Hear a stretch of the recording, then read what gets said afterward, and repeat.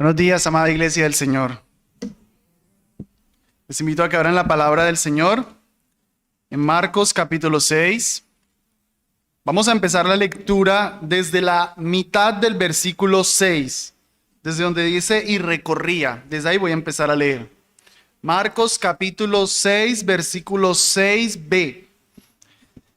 Y recorría las aldeas de alrededor enseñando, y llamó a los 12 y comenzó a enviarlos de dos en dos, y les dio autoridad sobre los espíritus inmundos, y les mandó que no llevaran nada para el camino, sino solamente bordón, ni alforja, ni pan, ni dinero en el cinto, sino que calzaran sandalias y no vistieran dos túnicas. Y les decía: donde quiera que entréis en una casa, posad en ella hasta que salgáis de allí.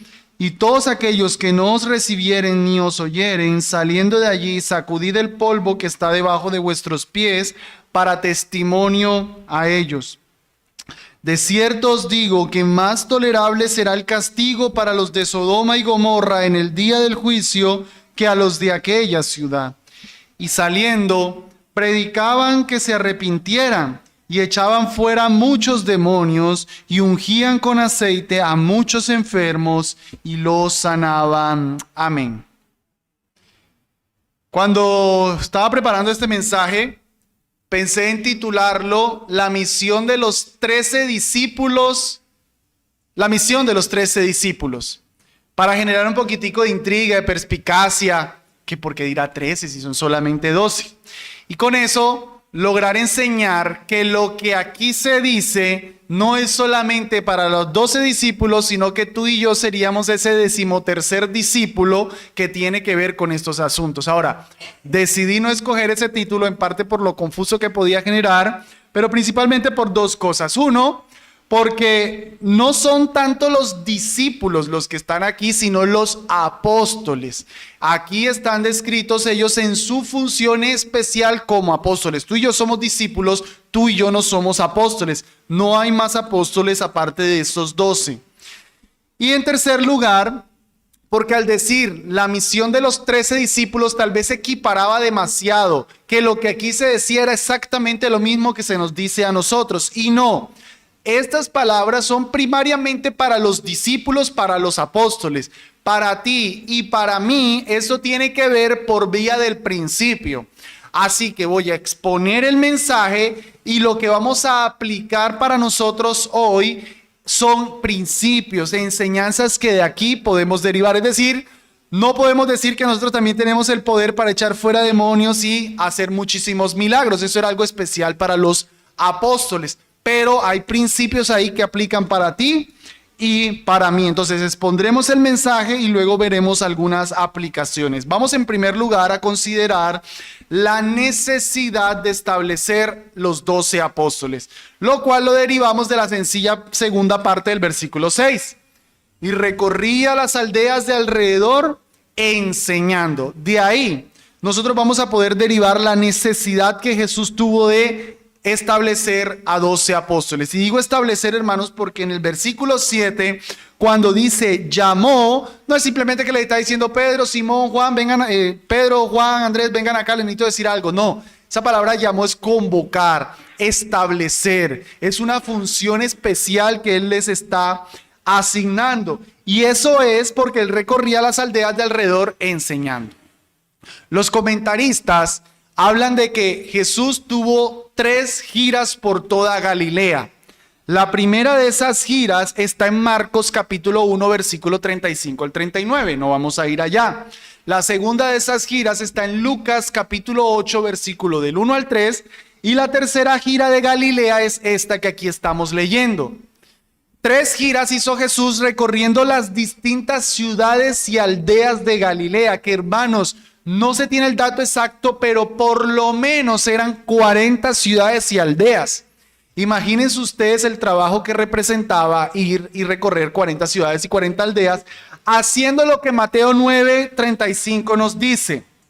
Y recorría Jesús las ciudades y aldeas de Galilea, enseñando en las sinagogas de ellos y predicando el evangelio del reino y sanando toda enfermedad y toda dolencia en el pueblo. Era un duro trabajo lo que Jesús tenía que hacer. Yo llego aquí las mañanas, predico 2 mensajes, llego la tarde y ya estoy cansado. Ahora Jesús recorriendo por lo menos 40 ciudades, enseñando, echando fuera demonios, sanando muchísimos enfermos. Dice un comentarista, él amontonó en 3 cortos años acciones y labores de amor que podrían haber adornado todo un siglo. Todo el trabajo que se podía haber hecho durante un siglo, Jesús lo hizo en 3 cortos años. Es una dura labor. Ahora, precisamente porque es tanta la labor de estar enseñando a tanta gente, es donde Jesús va a decir, es necesario entonces que estos 12 me ayuden en esa labor. Así que lo que los apóstoles van a hacer es empezar a extender el reino que Jesús estaba extendiendo, es colaborar con Jesús en la expansión del reino de Dios, enseñando y haciendo lo que de Jesús aprendían. Yo no sé si ustedes, al escucharme hablar de la necesidad de establecer a 12, o por lo menos escuchando que hablamos de los 12, viene a su mente que ya habíamos tratado de esto. Ya habíamos tratado en el capítulo 3, desde el versículo 7 en adelante, que una gran multitud, cuando vimos ese texto, habíamos visto que una gran multitud se le lanzaba a Jesús para tocarlo, para pedir que hiciera milagros, muchísima gente de distintas ciudades. Y luego en el versículo 12 se nos hablaba de Jesús estableciendo a los apóstoles, o sea, la conexión es nuevamente la misma. Una gran multitud, un gran trabajo, Jesús entonces establece a 12 apóstoles para que le ayuden ahí. Pero ¿sabe por qué está estableciendo aquí otra vez 12? Porque hermanos, allá solamente les estaba diciendo, les estaba presentando el pensum académico, les estaba diciendo lo que ellos iban a hacer con él. Y si quieren pueden volver en su Biblia a Marcos 3, vamos a leer de manera especial el versículo 14 y 15, el pensum académico que Jesús tenía para sus discípulos. Y estableció a 12, ojo, para que estuvieran con él y para enviarlos a predicar y tener potestad para sanar enfermedades y echar fuera demonios. ¿Qué tenían que hacer? Número 1, estar con Jesús. Una vez que estuvieran con Jesús, ahí es que quedaban habilitados para primariamente predicar el evangelio.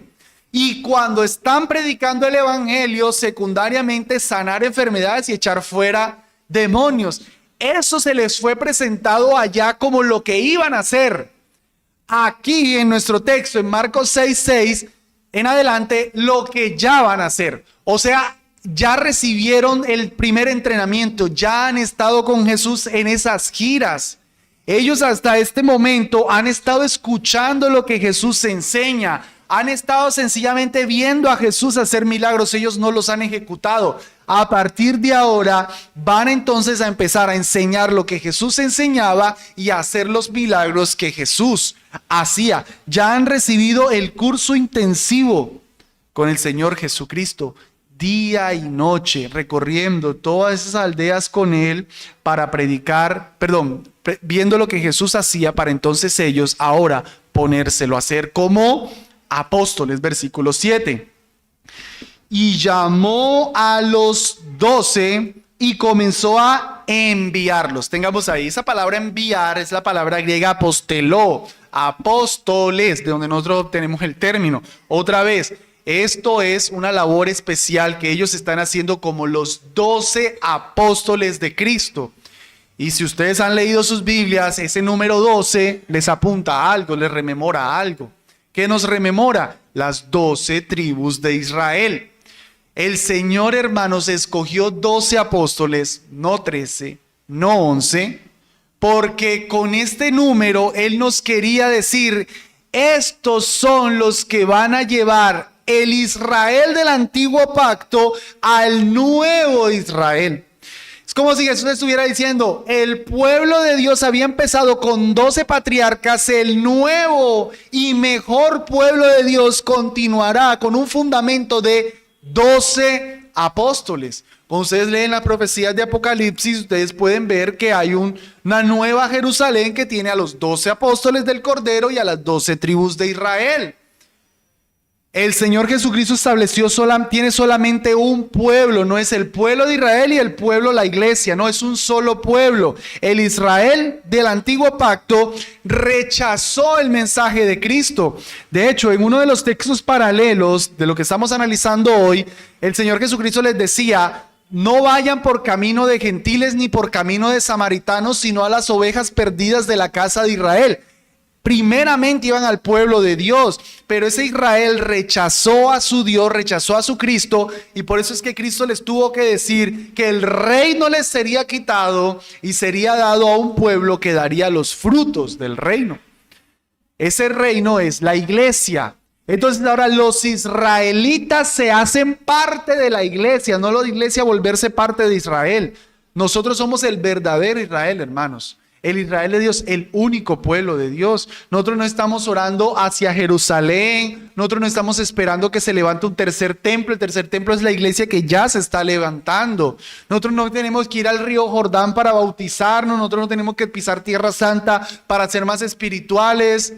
No tenemos que decir Yeshua HaMashiach para ser más espirituales. No, el pueblo de Dios es la iglesia, el único pueblo. El Israel del antiguo pacto viene a ser ahora la iglesia del Señor, fundada con los 12 apóstoles, estos 12 hombres. Entonces, habiendo visto esa necesidad de establecer esos apóstoles por el gran trabajo que el Señor tenía, y habiendo visto que ya los estableció para de manera especial poner el fundamento para el nuevo Israel, vamos a ver en segundo lugar la comisión a los 12 apóstoles. Vamos a ver puntualmente lo que el Señor les encomendó, y aquí voy a hacer algunos análisis particulares en esta orden. Primero quiero que veamos la estrategia. Otra vez el versículo 7. Y llamó a los 12 y comenzó a enviarlos de 2 en 2. Ahí tenemos la estrategia del Señor Jesucristo.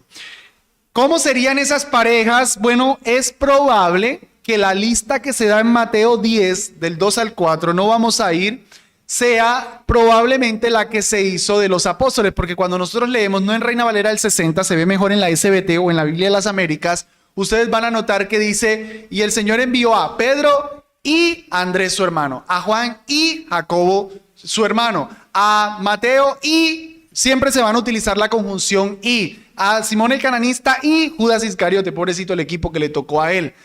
Pudiera ser que esas fueron las parejas que fueron enviadas aquí, por eso Mateo representa la lista de esa manera. Ahora, lo más importante no es eso, lo más importante es que estamos notando al Señor Jesucristo ejerciendo su sabiduría. Él no manda a uno solo, Él prefiere mandar de a pareja. ¿Por qué? Porque yendo de a 2 se pueden animar mutuamente. Ustedes conocen el texto de Eclesiastés que dice que son mejores 2 que 1. Porque si uno cae, el otro le levanta. Hay 2 que son hermanos que se apoyan mutuamente para la labor que van a hacer, que por supuesto no era una labor fácil. Y también porque ellos sirvieran como testigos. Era más creíble escuchar a 2 hombres hablando acerca de Cristo que escuchar a uno solo. Entonces el Señor Jesucristo está siendo muy sabio, y repito, eso va a tener que ver mucho para nosotros hoy día. De que la labor misionera, la labor del Señor no se hace llaneros solitarios, se hace en comunidad, se hace por lo menos de a pareja, se hace con una iglesia. Los apóstoles siguieron emulando esto. Nosotros podemos leer en Hechos que Pedro y Juan andaban juntos. Vemos en Hechos 13 que Pablo y Bernabé andaban juntos. Cuando Pablo y Bernabé tienen un conflicto, Pablo no se va solo. Agarra a Silas y se va con Silas, Hechos capítulo 15.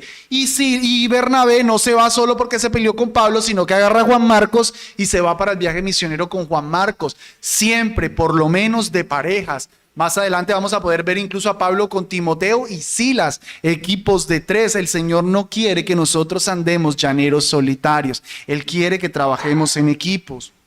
Ahora, habiendo visto la estrategia de 2 en 2, notemos el equipamiento que el Señor les da para la labor que van a hacer. Versículo 7, donde quedamos. Y les dio autoridad sobre los espíritus inmundos y les mandó que no llevaran nada para el camino, sino solamente bordón, ni alforja, ni pan, ni dinero en el cinto, sino que calzaran sandalias y no vistieran 2 túnicas. Esta provisión del Señor Tiene un equipamiento espiritual y tiene un equipamiento material.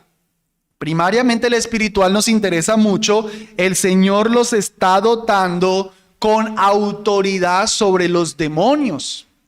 Ya recordarán en el otro texto que habíamos visto de Marcos 3, de que el Señor los encargó para estar con Él, primeramente para predicar y luego para hacer los milagros, echar fuera demonios y sanar a muchísimos enfermos. Aquí solo se nos está hablando, Marcos de manera especial solo nos está relatando la autoridad sobre los demonios. El texto paralelo de Mateo nos habla de la autoridad que les dio para sanar las enfermedades. Ahora, ¿por qué Marcos se concentraría principalmente en la autoridad sobre los demonios?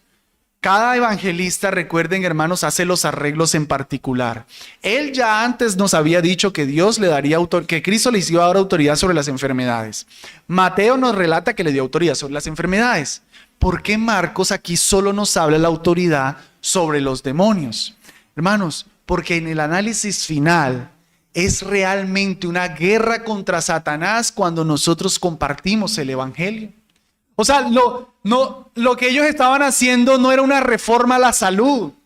Lo que ellos iban a salir no era algo contra la medicina del primer siglo. Los médicos no iban a estar molestos porque ellos estuvieran sanando, pero Satanás sí iba a estar muy molesto de que le vinieran a quitarlos de su reino. Cuando nosotros predicamos el evangelio, nosotros estamos atentando contra el mismo infierno. Es el mismo Satanás el que no quiere que la gente se le escape de allá. Él quiere que todos vayan allá y él va a utilizar a todos sus demonios para frenarnos. Es una lucha, no es una lucha contra carne y sangre, sino contra Satanás mismo. Por eso se menciona de manera especial los demonios. ¿Qué importaba si aparecía un enfermo por ahí? Pero si aparecía un endemoniado, si venía un ataque de Satanás, ahí es donde ellos iban a necesitar el poder del Espíritu Santo. Dice Zacarías capítulo 4, versículo 6. Entonces respondió y me habló diciendo esta palabra de Jehová a Zorobabel, que dice: no con ejército ni con fuerza, sino con mi espíritu, ha dicho Jehová de los ejércitos. Este es el Espíritu Santo que los empoderaría para tal labor. Ellos no podían contar con espada, con ejército, con caballo. Ellos tenían que confiar en el poder del Espíritu Santo que Cristo Jesús, esa autoridad les está concediendo para poder echar fuera a los demonios. Porque evangelizar es eso, es irnos contra el reino de Satanás, es quitarle a los esclavos de Satanás y pasarlos para ser esclavos de Jesucristo. Amén. Eso en cuanto al equipamiento espiritual. Notemos el equipamiento material. Palabras más, palabras menos. Les dijo: confíen en mí. No lleven de más. ¿Para qué llevan alforja? Una maleta. ¿Para qué llevar bordón? El bordón era un palo. Ustedes recordarán las películas que ellos van caminando y llevan su vara para ir caminando y irse apoyando. Era algo necesario, no solo eso, pero alforja, pero comida, pan, dinero. No. Váyanse así. No lleven de más. Lleven lo esencial. Meramente el calzado, meramente el bordón y ya. Dinero, pero Jesús, y si nos da hambre, no.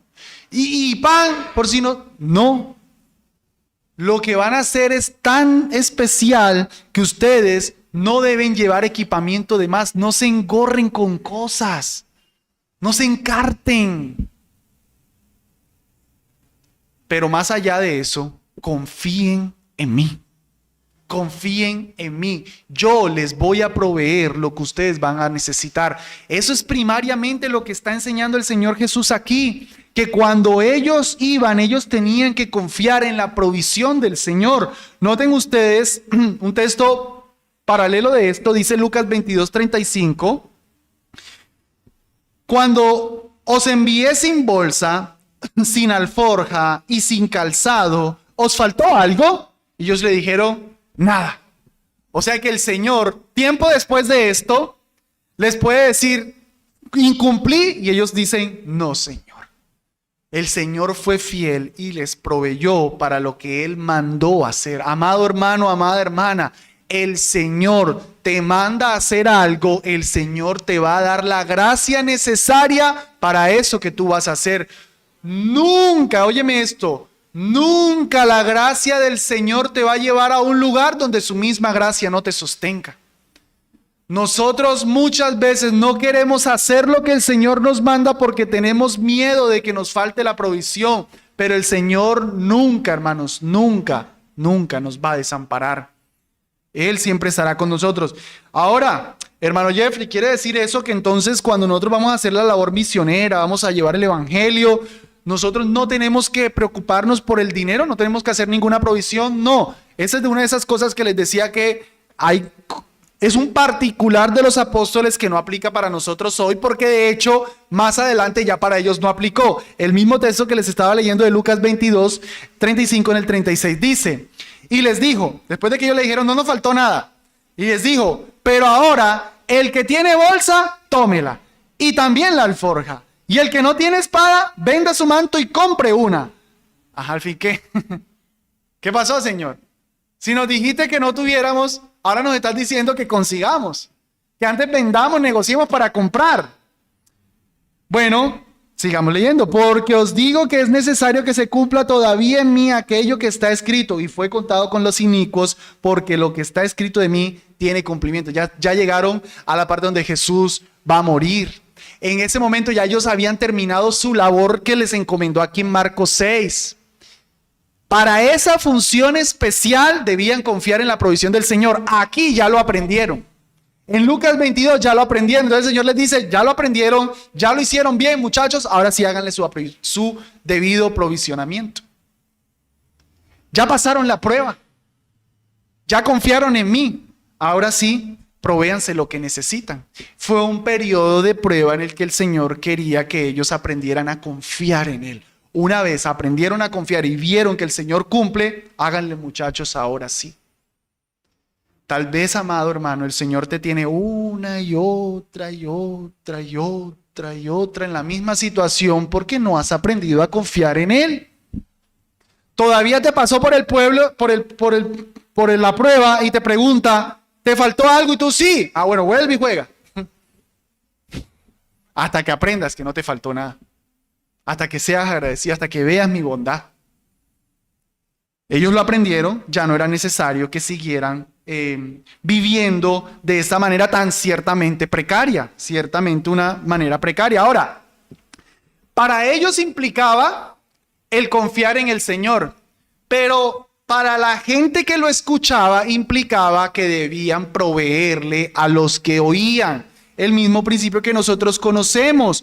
En Deuteronomio 25:4 se dice, no pondrás bozal al buey que trilla. Y en Mateo 10:10, el texto paralelo, vuelve y dice, ni alforja para el camino, ni 2 túnicas, ni calzado, ni bordón, porque el obrero es digno de su salario. O sea que el Señor no los está mandando como mendigos, el Señor los está mandando como trabajadores que han de recibir su debido salario por predicar la palabra del Señor. Esa era la manera en la que el Señor les iba a proveer, que las personas que los oían les iban a dar lo que ellos necesitaban. Así es como funciona el evangelio, hermanos, esa es la enseñanza bíblica. Yo escucho, yo soy beneficiado espiritualmente, yo, por decirlo en términos feos, pago porque me enseñen la palabra del Señor. Términos feos. Pero cuando yo estoy ofrendando, yo estoy reconociendo que yo soy bendecido espiritualmente. Eso es lo que Pablo por allá en 1 Corintios o 2 Corintios 9, no recuerdo bien, casi que lo pone en términos así. ¿Acaso no le das al del gimnasio? ¿Acaso no le das al del restaurante porque te dé comida? ¿Acaso no le das al médico porque te cure? Pues qué cosa rara es que le des a lo que te están ministrando espiritualmente. Lo puse súper contemporáneo el versículo, pero eso es lo que Pablo dice. Qué cosa rara es que el que te da bendición espiritual, tú le retribuyas con bendiciones materiales. Esa es la dinámica del reino y aquí el Señor lo está haciendo con los discípulos. Solo abro aquí un pequeño paréntesis porque si notaron en Mateo 10:10 se dice que ni bordón ni calzado. Pero en el texto de Marcos 6 sí les permite llevar bordón y sí les permite llevar calzado. ¿Qué pasó? ¿Hay una contradicción bíblica? No.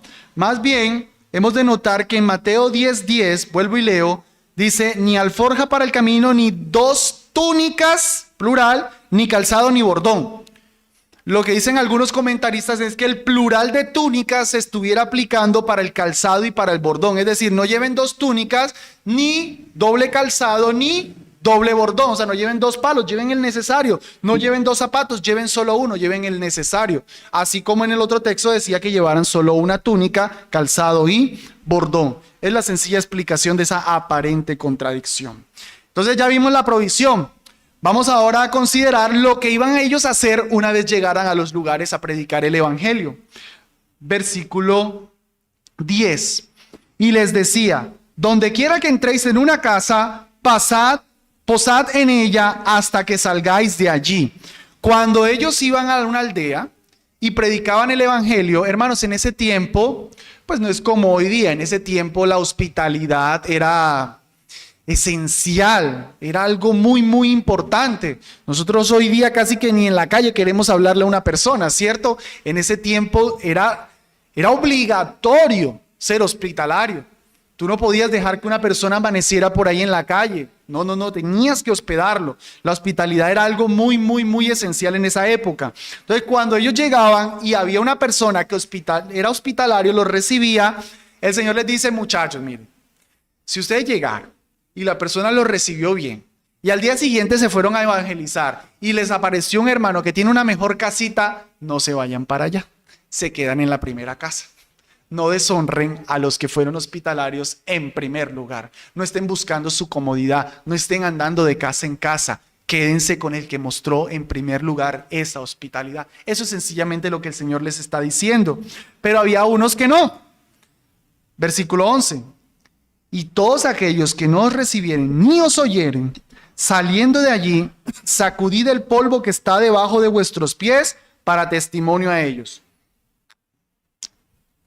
Eso de sacudir el polvo era una práctica que tenían los escribas, los fariseos, los judíos, de que cuando ellos por obligación visitaban terreno gentil y volvían a Tierra Santa, a Jerusalén, ellos se sacudían el polvo porque no querían que polvo impuro contaminara la Tierra Santa.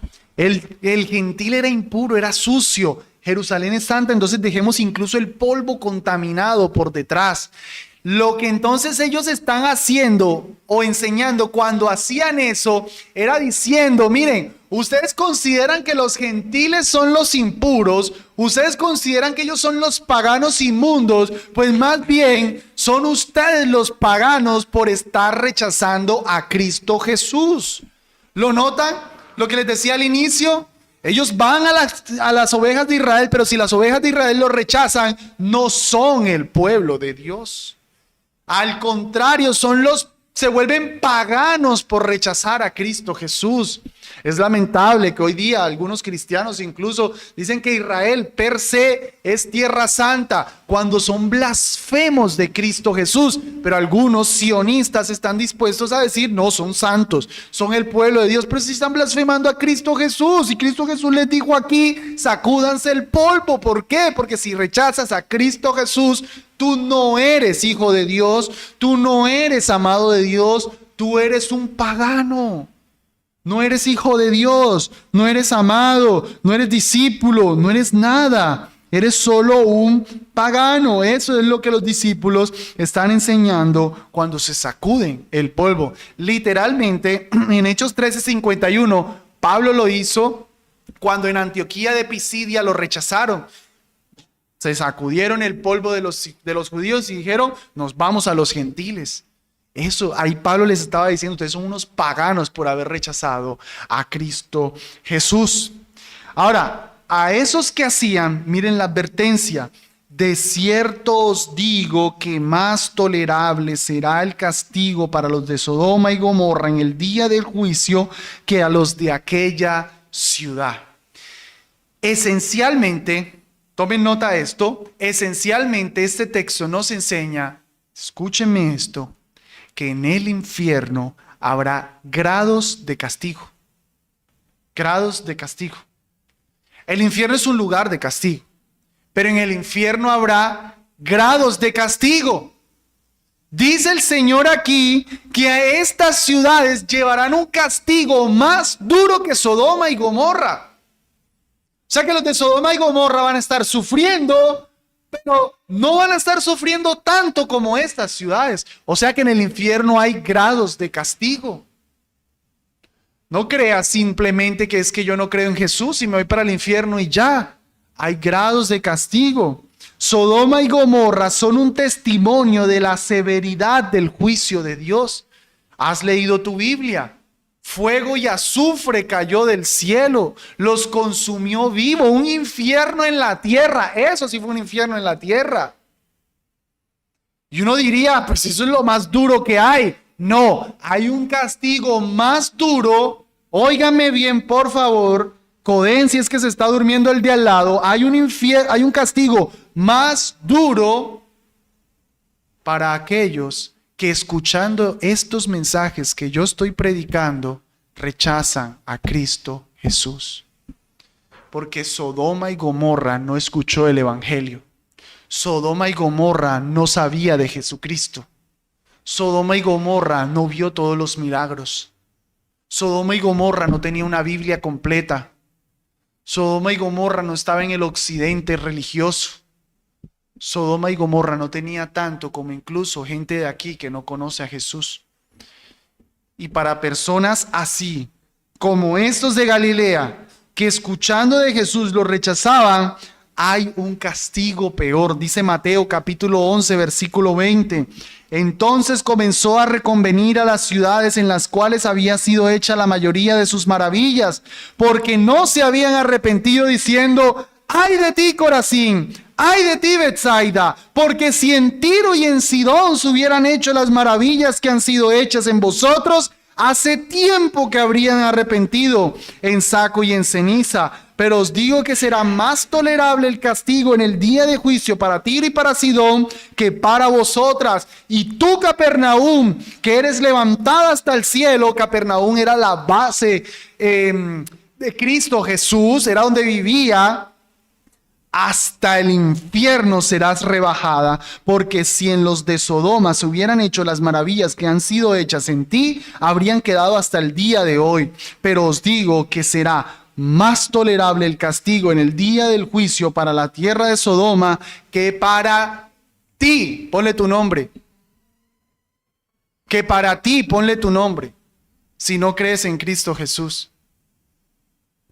¿Quieres ver tu nombre en la Biblia? Aquí está tu nombre en la Biblia. Cambia el pronombre ti. Es un pronombre, está reemplazando a alguien. ¿A quién está reemplazando? A ti.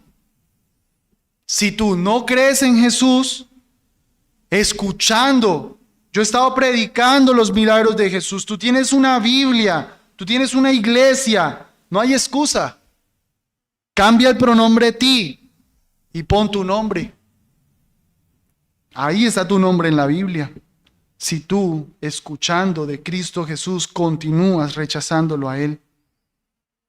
Pobrecitos los indígenas. Pobrecito a esa gente que nunca ha escuchado el Evangelio. Y tú lo estás escuchando. Para ellos hay un castigo, pero para ti será más duro. Ellos no tienen excusa, porque tienen la creación. Pero para ti, ¿qué excusa? ¿Qué excusa? Es que la iglesia está llena de hipócritas. Pues, ven, hay espacio para otro más. Bienvenido. Bienvenidísimo. ¿Qué están llenas de pecadores? Amén. Soy el primero. Por eso estoy aquí. Si no fuera pecador, no estaría aquí.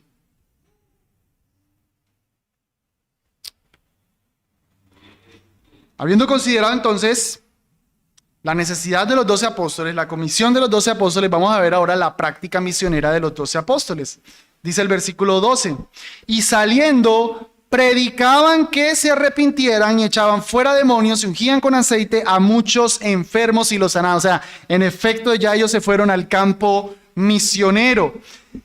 los verbos de salir y saliendo predicaban y el verbo de echaban fuera demonios nos indica que lo que más hacían o lo que principal y constantemente hacían era predicar el evangelio. Sanar enfermos y echar fuera demonios era algo más bien ocasional, porque la labor misionera es principalmente la predicación del evangelio.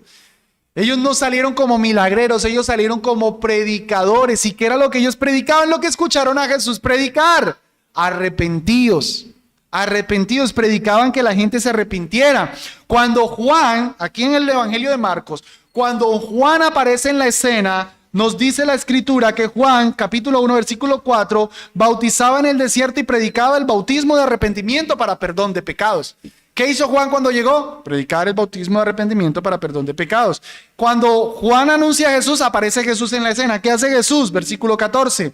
Después que Juan fue encarcelado, Jesús vino a Galilea predicando el evangelio del reino de Dios, diciendo: el tiempo se ha cumplido y el reino de Dios se ha acercado. Arrepentíos y creed en el evangelio. Cuando Jesús le encarga a los apóstoles: prediquen el evangelio, arrepiéntanse. Ellos aprendieron del maestro, ellos aprendieron de Juan. Es el mensaje del evangelio, no hay más nada que predicar. Llamar a la gente a que se arrepienta. ¿Y qué es el arrepentimiento, hermanos? La palabra arrepentimiento es del griego metanoia, metanoeo, es un cambio. Es que yo debo dejar de entender, me gusta siempre explicarlo con las 3C del arrepentimiento. Memorízatelos así, las 3C del arrepentimiento. ¿Cuáles son las 3C del arrepentimiento? Primera C, conocimiento. Tienes que conocer que eres un pecador. Tú no te puedes arrepentir si tú crees que no eres pecador. Yo he conocido gente incluso bautizada que les digo que son pecadores y me dicen: yo no soy pecador. Y entonces, ¿de qué se arrepintió? ¿De qué lo salvó el Señor? Conocer que eres un pecador y que siendo pecador Dios te puede perdonar. Tienes que conocer por lo menos eso. La segunda C, contrición. O sea, una profunda tristeza por el pecado. Un dolor por haber ofendido al Señor, diferente de la atrición. ¿Qué es la atrición? Es simplemente un dolor, una preocupación por las consecuencias del pecado, por el infierno. No es solamente el temor al infierno. Es el dolor que te debe dar haber sido creado para Dios y ser un traidor. Haber desobedecido tanto en tu vida al Señor, eso debe producir una profunda tristeza en ti.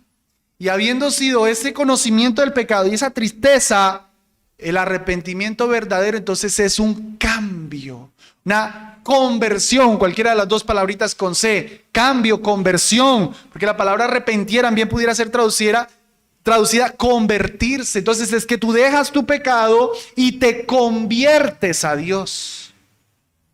Ahí hablamos de un verdadero arrepentimiento. Tú dejas tu pecado y vuelves, te conviertes a Dios. Por eso es que ser cristiano no es hacer reformas. Ser cristiano es que te conviertes a Dios. No es que dejas de decir unas malas palabritas. No es que vas a la iglesia y como que sigues ahí en el mundo. No, es que te conviertes, te entregas a Cristo Jesús. Eso era lo que los apóstoles predicaban. Arrepiéntanse, enseñándole a la gente que eran pecadores, que la gente se sintiera mal por el pecado y así, dolidos por el pecado, vinieran a Cristo Jesús, pidieran perdón a Dios por sus pecados. Eso es el verdadero arrepentimiento. Así, Cristo Jesús no rechaza a nadie, a todos los recibe. Pero los arrepentimientos de algunos no son así, son como los de Judas. La Biblia tiene dos retratos excelentes de arrepentimientos, Judas y Pedro. Si le prestamos atención, Judas y Pedro esencialmente cometieron el mismo pecado, traicionaron al Señor. Esencialmente cometieron el mismo pecado. Y de Judas explícitamente nos dice Mateo 27 que arrepentido fue y devolvió el dinero. Pero arrepentido, ¿qué fue lo que hizo? Se suicidó. Eso es atrición. Se dio cuenta que había hecho mal se preocupó por las consecuencias, pero en vez de convertirse a Dios, se convirtió de su pecado, pero para otro pecado. En cambio, Pedro, cuando aquel gallo cantó, dice que lloró amargamente. Ahí la contrición, y volvió a su Señor, porque después lo hemos vindicado totalmente. Pedro, ¿me amas? Pedro, ¿me amas? Pedro, ¿me amas? Eso es un verdadero arrepentimiento. Un hombre que con su pecado vuelve al Señor. Predicaban el arrepentimiento y echaban fuera muchos demonios. Ya hemos hablado de eso, pero esto, hermanos, es la testificación. Esos milagros que ellos hacían era la testificación, la validación de que el mensaje era genuino. Por eso es que ellos tenían que hacer esto, porque ellos estaban predicando casi que una novedad. Y la manera en la que la gente les iba a creer del poder de Jesús, de un nuevo Jesús, del Salvador, del Mesías que ya había llegado, era cuando veían hacer esos milagros para testificar el mensaje. Ese mensaje que quedó testificado por medio de esas señales, como echar fuera demonios. Y dice que también ungían con aceite a muchos enfermos y los sanaban. No creo que el ungir, que aquí se nos habla, sea un medio médico natural para sanarlos. No, casi todos los comentaristas están de acuerdo en que este ungimiento del aceite pudiera ser más bien un símbolo del Espíritu Santo, un símbolo del Espíritu Santo. El Espíritu Santo siempre está relacionado con el aceite, con el ungir, y el Espíritu Santo venía entonces con poder a ellos para que llegaran donde el enfermo y lo sanaran. Pero ellos otras veces sanaron sin aceite. Sanaron con su sola sombra incluso. Sanaron solamente dando la mano, sanaron dando un pedazo de trapo. No es que ellos estaban haciendo una sanidad porque necesitaban el aceite, pero tampoco es que estaban haciendo una sanación natural. No, ellos están validando el mensaje con actos milagrosos. Todo eso testificaba entonces que ellos eran los 12 apóstoles de Cristo que estaban viniendo de parte de Cristo anunciando el Evangelio. Quisiera, amados hermanos, que habiendo considerado el texto, viéramos entonces qué implica esto para nosotros. Porque como ya les dije, mucho de lo de aquí, como ustedes han podido apreciar, tenía que ver primariamente con los apóstoles. Si quieren, colóquense sobre sus pies. Hagamos algo, colóquense sobre sus pies. Todos.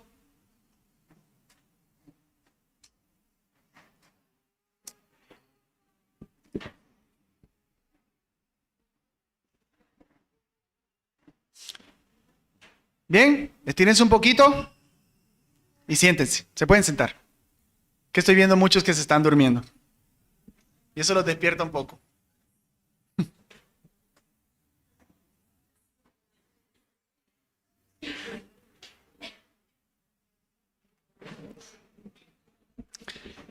Muy bien, ya consideramos el texto. Vamos entonces a las aplicaciones. ¿Qué nos enseña esa comisión de los 12 apóstoles a nosotros hoy? Número 1, amado. Recuerda el modelo, recuerda el pensum académico.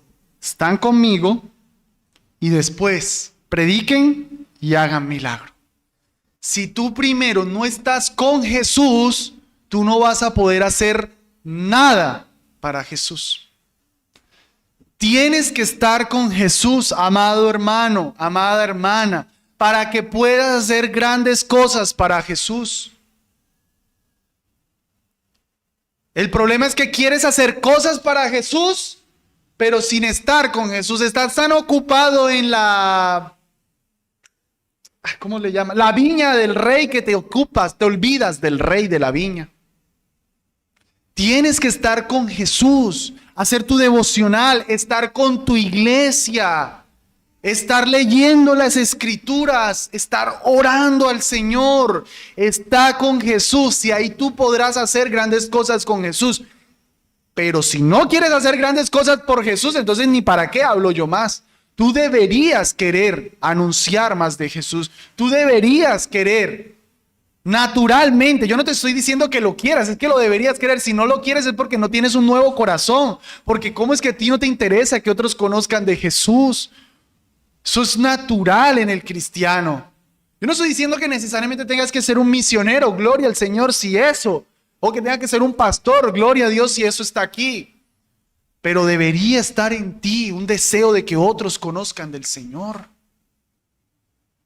Cuando eso está en ti, recuerda, primero está con Jesús y luego podrás hacer grandes cosas para Jesús. Esta función, número 2, esta función que se le dio aquí a los apóstoles es también para nosotros, porque Mateo 28, 19, ustedes conocen el versículo que dice: por tanto, id y haced discípulos a todas las naciones, a todas, bautizándolos en el nombre del Padre y del Hijo y del Espíritu Santo. Eso lo hicieron los apóstoles. ¿Llegaron a todas las naciones? No, eso lo tenemos que hacer tú y yo. El Señor Jesucristo algún día pensó en Barbosa, en personas que están perdidas aquí en Barbosa. Ya escogió a algunos aquí y esas personas van a llegar hasta que tú cumplas esto que está aquí, que empezó con los 12 y continúa contigo y conmigo. Tienes que llevar el evangelio de Cristo Jesús. ¿Y qué vas a hacer cuando llegues allá? ¿Dios te ama y tiene un plan maravilloso para ti? No, predica que se arrepientan de sus pecados. Predica que se arrepientan de sus pecados, que Cristo Jesús viene como el Señor y les está demandando toda su vida, toda. Sus estudios, su dinero, su matrimonio, sus proyectos personales. Todo lo reclama el Señor Jesús. Y todo eso lo tienen disperso de Jesús, que se tienen que arrepentir y tienen que entregarle toda su vida al Señor. Número 3, y haciendo eso, recuerda que el Señor en su sabiduría, ¿cuántos dijo? De 2 en 2. Mi amado, tienes que tener hermanos en la iglesia que de verdad sean más que un hermano, un amigo, una persona muy cercana. Que no sean solamente tus más estrechas relaciones los del mundo, que sean tus hermanos de la iglesia, y con esos hermanos de la iglesia tú obras para el Señor de distintas maneras. Qué bonito cuando amigos de la iglesia se unen para, uno está haciendo algo en la iglesia, está sirviendo algo y se unen amigos para servir en la iglesia, de lo que sea. Y se rinden cuenta los unos a los otros. Tienes que tener un hermano aquí en la iglesia al que tú le puedes rendir cuenta. Al que cuando tú pecas, tú le puedes con toda tranquilidad y en toda confianza decirle: mi hermano, estoy luchando con eso. No solamente buscando al predicador, no solamente buscando al pastor. Teniendo hermanos a los que te puedes apoyar. Tú estás ministrando al Señor en esta carrera, estás de 2 en 2. Estás con la iglesia. Me duele, hermanos, que están muy llaneros solitarios. La iglesia pareciera como un club, yo no sé. Nos hacen un favor con venir a la iglesia. Gracias por venir a la iglesia, hermano. No, tú necesitas la iglesia. Tú no puedes estar sirviendo al Señor solo, viviendo la vida cristiana solo. Tú necesitas de esta iglesia. ¿Por qué no vienes los miércoles, amado hermano? ¿Por qué no vienes los miércoles? No necesitas, ¿verdad? Tú no necesitas que oremos por ti. Tú ni siquiera para mandar por chat la necesidad de oraciones, porque ¿para qué oramos por ti, verdad? No lo necesitas. Es que Jesús, ¿para qué inventó iglesia? Si tú puedes solo, ¿por qué no vienes a la oración, hermano? Yo sé que algunos no pueden, yo sé. Tú mira tu corazón, Cristo mire tu corazón. ¿Por qué no vienes? ¿Por qué no vienes a los estudios bíblicos? ¿Por qué? ¿No lo necesitas? El Señor Jesús se equivocó de 2 en 2 porque no puedes solo. Necesitas iglesia, necesitas a tus hermanos, necesitas enseñanza. No puedes andar solo. Se acabó el culto y sale rapidito para que ni me molesten. ¿Qué es eso? ¿Qué es eso? ¿Para qué te bautizaste y te identificaste con una iglesia? Si sales volando de la iglesia. Si no te interesa la iglesia, yo te necesito contar cosas, yo necesito saber cómo estás. Otros hermanos me preguntan por hermanos de esta iglesia, no lo he visto hace rato, yo tampoco, hermano, lo he visto hace rato. ¿Qué es eso? Eso no es de cristianos, eso no fue el plan del Señor, de 2 en 2 y 12 juntamente. De 2 en 2 y 12 juntamente. Perdí la cuenta, creo que número 4. Si eres cristiano, recuerda que estás en medio de una guerra. Bueno, si no eres cristiano también estás en guerra, solo que estás del lado del enemigo. Estás en guerra contra Dios, pero en guerra estás. Solamente que mira de cuál lado quieres estar. Si del lado perdedor o del lado ganador. Si del lado de alguien que no quiere lo bien para ti o del lado de alguien que quiere lo mejor para ti.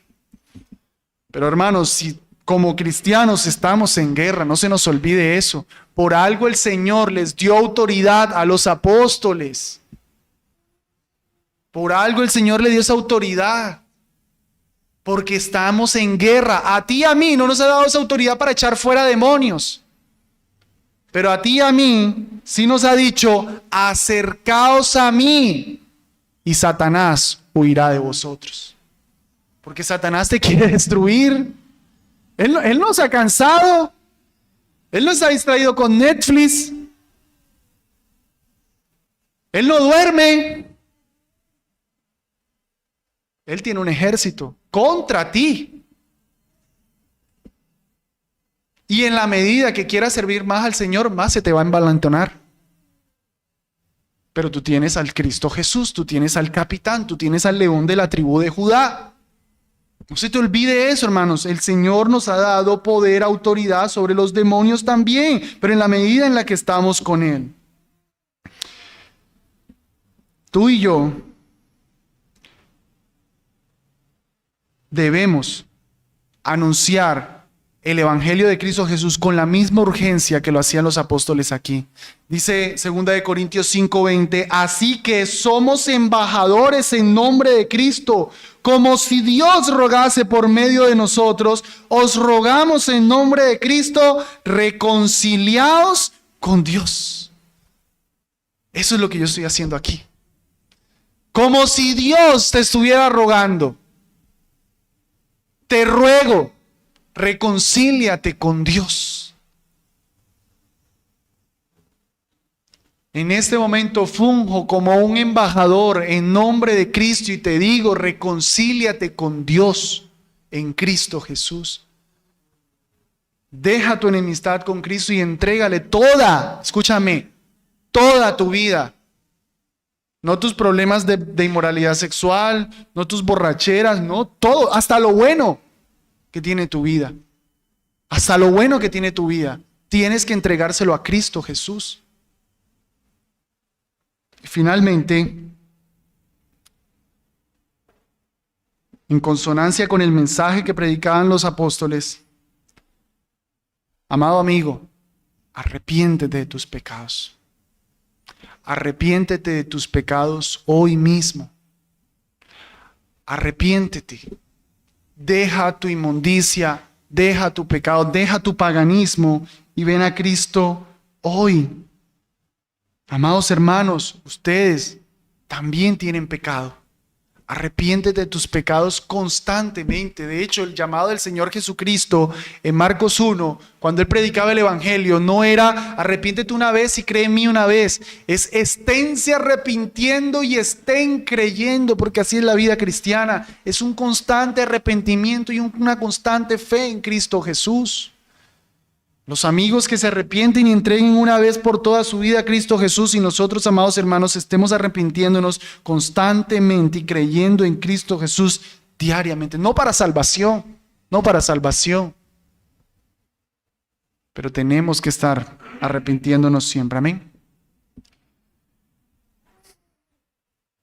Esa era la misión de los 12 apóstoles y la tuya y la mía.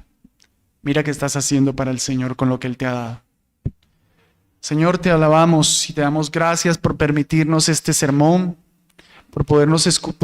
porque hemos podido escuchar tu palabra, hemos podido aprender de ti más. Señor, nosotros no somos los apóstoles, pero somos iguales que ellos, Dios. Estos hombres simplemente tuvieron una labor especial que hacer, pero eran tan débiles y torpes como nosotros. Aquí no está ningún Pedro, aquí no está ningún Juan, ningún Jacobo, con tanto poder de ti, de esa manera tan especial, pero aquí sí hay muchos Pedros que te traicionamos, Aquí sí hay muchos Juanes con un carácter volado, muchos Boanerges. Aquí hay muchos Mateos, muchos traidores del pueblo, vendedores, recaudadores de impuestos. Aquí también hay muchas Marías, como Magdalena, como Salomé, pecadoras a las que tú has llamado para anunciar tu evangelio. Y así como le diste a aquella María Magdalena el privilegio de ser la primera mujer en anunciar tu resurrección, así aquí hay hermanas que anuncian tu resurrección. Por favor, bendícelas, Espíritu Santo, úngelas y dale poder para que hablen más, y bendice su mensaje. Así como un horrible Pedro traidor un día se pudo parar delante de un pórtico y anunciar lo mismo que él había hecho, condenar lo mismo que él había hecho, que habían negado al autor de la vida cuando él lo había hecho. Pero porque tú en tu gracia lo perdonaste, así a nosotros hoy, y así como Pedro, Señor, danos el valor para hablar contra aquellos pecados en los que algún día perseveramos, para traer a la fe a aquellos amigos con los que algún día nos deleitamos en pecados. Ellos nos van a acusar y nos van a decir hipócritas, santurrón, que nos creemos, se nos van a burlar. Danos fuerza, Señor, porque somos muy débiles, por favor. Ayúdanos a llevar tu evangelio, danos como iglesia local urgencia por tu mensaje, Señor. Danos urgencia por llevar el evangelio. Que esté en nosotros una pasión por compartir. En algunos esa pasión los llevará a irse de Barbosa para un lugar inhóspito. Algunos esa pasión los llevará a establecer alguna iglesia, a estar enfrente de alguna iglesia. Otros no lo quieres tú así, pero necesitan el mismo valor y la misma pasión para ese vecino familiar que no te conoce. Danos urgencia como iglesia por llevar el evangelio, Señor. Queremos ver este lugar con más personas adorándote y alabándote. Por favor, danos que este local nos quede prontamente pequeño. Por favor, Señor. Danos un avivamiento. Danos un avivamiento, por favor. Pero no lo veremos si no compartimos tu palabra. Y si tu Espíritu Santo no acompaña esa obra. Te lo pedimos, Dios del cielo, por favor. Escucha nuestro ruego. Amén.